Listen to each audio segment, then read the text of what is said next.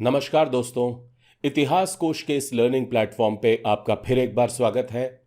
Brass tax के आज के एपिसोड में हम बात कर रहे हैं एक किताब की, और ये किताब है मेगास्थनीज की इंडिका। भारत के बारे में लिखने वाले सबसे प्रभावशाली क्लासिकल राइटर्स में एक इंपॉर्टेंट नाम मेगास्थनीज का है।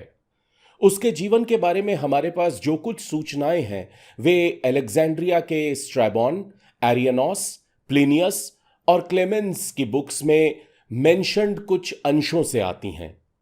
स्ट्रैबॉन बताता है कि मेगास्थनीज को पालिम्बोथरा यानी पाटलिपुत्र में सैंड्रोकोट्टोस यानी चंद्रगुप्त के दरबार में एक राजदूत के रूप में भेजा गया था, लेकिन किसके द्वारा उसे भेजा गया था स्ट्रैबॉन इसका कोई उल्लेख नहीं करता है।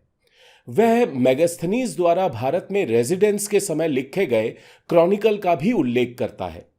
एक दूसरा ग्रीक राइटर एरियनोस कहता है कि मेगास्थनीज एरेकोजिया के क्षत्रप सिबिर्तियोस के साथ रहता था और भारतीयों के राजा सैंड्रोकोट्टोस के पास कई बार गया था।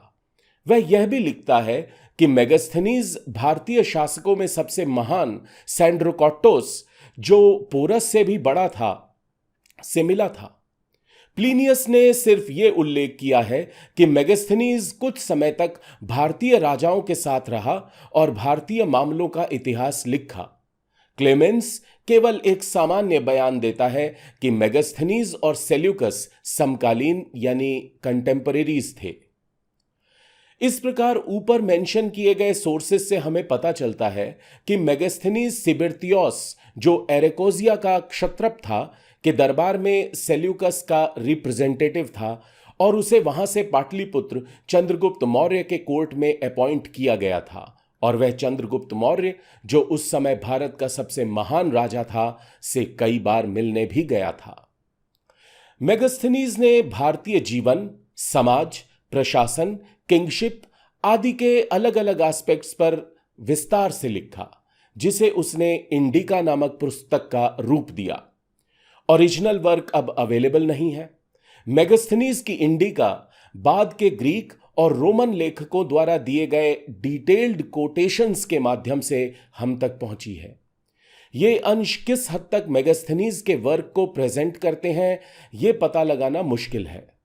बाद के लिटरेचर से हमें पता चलता है कि इंडिका में 4 किताबें थीं, लेकिन दुर्भाग्य से उनमें से कोई भी नहीं बची है। ग्रीको रोमन दुनिया में यह सबसे इंपॉर्टेंट बुक थी जिसके थ्रू भारत को समझा गया था। मेगास्थनीज से रेफरेंस देने वाले क्लासिकल राइटर्स में सबसे प्रमुख थे डियोडोरस, स्ट्रैबॉन, एरियनोस, एलियानस और प्लिनियस।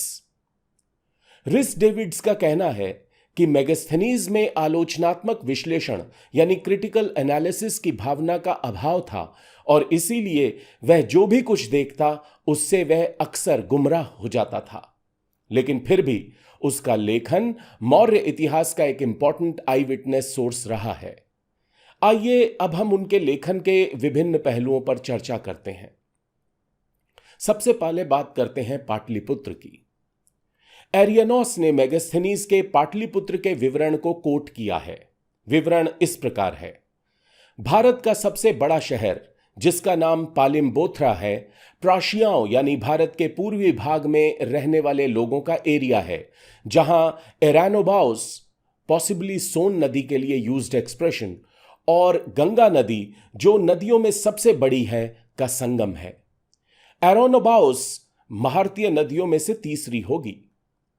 मेगास्थनीज का कहना है कि अपनी मैक्सिमम लेंथ पर यह शहर 80 स्टेडिया यानी 9.5 मील लंबा है, और इसकी चौड़ाई 15 स्टेडिया यानी 1.25 मील है, और यह एक पैरेललोग्राम की शेप में है। एरियनोस आगे कहता है कि मौर्य साम्राज्य में पाटलिपुत्र जैसे कई शहर थे जो समुद्र के किनारे स्थित थे। वे बारिश और बाढ़ के खिलाफ लंबे समय तक टिके रहने के लिए लकड़ी के बने होते थे, लेकिन सबसे खूबसूरत इमारतें ईंटों से बनी थीं। चंद्रगुप्त का महल। मेगास्थनीज द्वारा चंद्रगुप्त के महल का विवरण हमें क्लॉडियस एलियानस के अकाउंट से मिलता है। सुगंगा महल चंद्रगुप्त का पसंदीदा था। क्लासिकल राइटर्स के अनुसार चंद्रगुप्त के महल की तुलना पर्शियन बिल्डिंग्स की भव्यता से ही की जा सकती थी।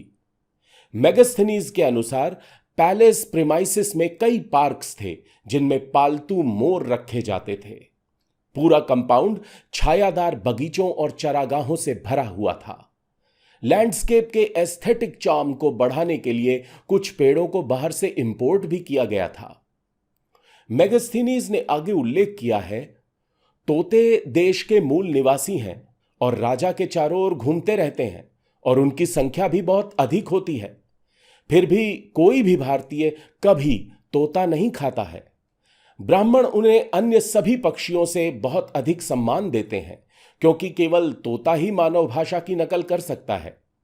महल के मैदान के भीतर मैन मेड पॉन्ड्स हैं जिनमें वे बड़े आकार की पर पालतू मछलियां रखते हैं। राजा के पुत्रों को, वो भी केवल बचपन में ही, छोड़कर किसी को भी इनमें से मछली पकड़ने की अनुमति नहीं है।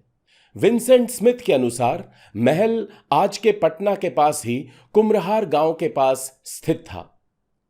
डॉक्टर स्पूनर ने रॉयल पैलेस कहे जाने वाले खंडहरों का पता लगाया। कहा जाता है कि इसे परसेपोलिस में फारसी शासक डेरियस के महल के मॉडल पर बनाया गया था। Female guards. स्ट्रैबॉन हमें इंडिका के आधार पर महल में राजा को सुरक्षा प्रदान करने वाली फीमेल गार्ड्स के बारे में बताता है। वह हमें यह भी बताता है कि इन महिलाओं को उनके माता पिता से खरीदा गया था। इस स्टेटमेंट की लाइट में यह काफी सरप्राइजिंग लगता है कि मेगास्थनीज उस समय के भारतीय समाज में दासता यानी स्लेवरी के अभाव की बात करता है। राजा की लाइफस्टाइल। सम्राट का शाही जीवन शानदार अट्रैक्शन से भरा था। सिक्योरिटी का लेवल ऐसा था कि वह एक ही कमरे में लगातार 2 रात नहीं सोता था। वह केवल 4 मौकों पर महल से बाहर निकलता था। मिलिट्री एक्सपीडिशन में सेना के कमांडर के रूप में, न्याय करने के लिए, यज्ञ करने के लिए और जब उसे शिकार पर जाना होता था। मालिश करवाते हुए भी वह पिटिशंस सुनता था। राजा की पब्लिक अपीयरेंस एक अल्टीमेट ग्रैंडियर का ओकेजन होता था। इंडिका में चंद्रगुप्त मौर्य के बारे में भी विशेष रूप से मेंशन किया गया है कि उसे शिकार और जानवरों की लड़ाई का बहुत शौक था। वह हमेशा अपनी फीमेल गार्ड से घिरा रहता था। कहा जाता है कि वह बैलों की दौड़, जो स्पीड में घोड़े के बराबर होते थे, को एंजॉय करता था। अब हम बात करते हैं एक ऐसे मुद्दे पर जिसके संदर्भ में मेगास्थनीज की बातों को काफी विवादित माना गया है या इतिहास लेखन में इसको लेकर के बहुत विवाद रहा है, और वो है मेगास्थनीज द्वारा भारतीय समाज के जो अलग अलग समूह थे उनका विवरण, यानी सोशल कैटेगरीज। मेगास्थनीज पर लोगों का क्लियरली बहुत अच्छा इंप्रेशन था और वह उन्हें वर्चुअस, ईमानदार, ट्रूथफुल और ऑनेस्ट कहता है। उसने समाज में लोगों को 7 कैटेगरीज में ग्रुप किया। उनमें से पहला ग्रुप दार्शनिकों का था। शायद दार्शनिकों से उसका मतलब ब्राह्मणों और तपस्वियों से था, जो समाज में पूजनीय और सम्मानित थे।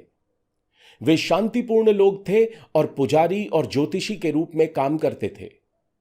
एक महत्वपूर्ण काम जो उन्हें सौंपा जाता था वह था बाढ़, अकाल और दूसरी नेचुरल कैलामिटीज के बारे में भविष्यवाणी करना। दूसरा ग्रुप किसानों का था, जो आबादी में सबसे बड़ा हिस्सा था।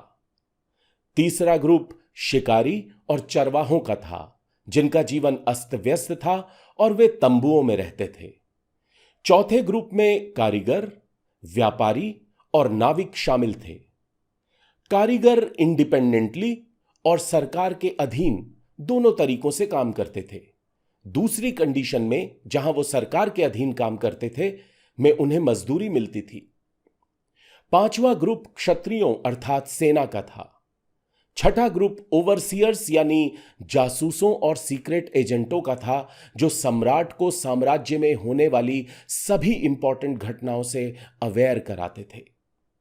सातवां ग्रुप काउंसलर्स और असेसर्स का था, जिनके पास सबसे इंपॉर्टेंट सरकारी पद थे। इनमें मंत्रिपरिषद के सदस्य और राज्य के अन्य अधिकारी शामिल थे। अब बात करते हैं कि मेगास्थनीज ने मौर्य एडमिनिस्ट्रेशन के बारे में क्या लिखा है। चंद्रगुप्त मौर्य के अधीन मिलिट्री डिपार्टमेंट के एडमिनिस्ट्रेशन का डिटेल्ड डिस्क्रिप्शन दिया गया है।